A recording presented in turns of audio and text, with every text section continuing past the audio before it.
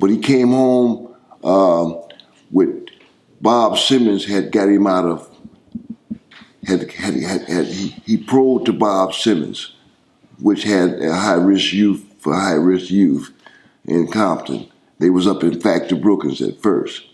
So when he came home, he started recruiting original Crips to Factor Brookings, and they stayed up there for a while, and while we maintained on the West Side, as original West Side Crips. The first time I ever heard about Tookie, I used to run with all the Crips that were involved in the PLAYA murder, which was Donald Archie, Cuz, Bub, Mad Dog Erskine, Big Bob, and all the rest. He came home after the meeting, and we accepted him, with open arms, and thereafter, then that's when he started taking everybody to Factor Brookings, under Bob Simmons. Bob Simmons snatched him right away because he was the one court ordered to go to Bob Simmons.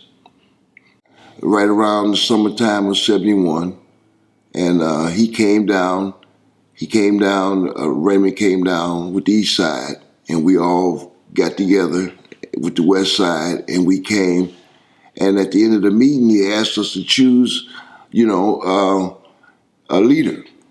These are just straight words. So a leader for the West Side. Let me ask you this before you go too deep in. Who was in attendance at this meeting as far as the West Side kids? Who was there at Washington High? At Washington High, wow, Warlock, Archie Crumb, Odie, Big Odie, not Odie Shaw, Big Odie, Mike Conception, Louis Conception, Ronald Burnett, Johnny Burnett, just a whole crew of us that hung out that were actually really smacks. Were there any other West Side gangs in attendance that turned West Side? Everybody there that was in attendance turned West Side. Well, who was all there as far as, was it just the smacks, or were there other West Side gangs in attendance being turned at the same time? Actually, the neighborhood that we were active with, were there. Was the Inglewood Crips there? No. There was no Inglewood Crips there that I can remember. I would think that Lonnie Keelan and Michael Christian were there, but they was not. What about the kids from St. Andrews Park? Were they there? No. So this was just a smack and an East Side Crip meeting. Right. So when did the Inglewood Crips and the kids from St. Andrews Park come into the fold?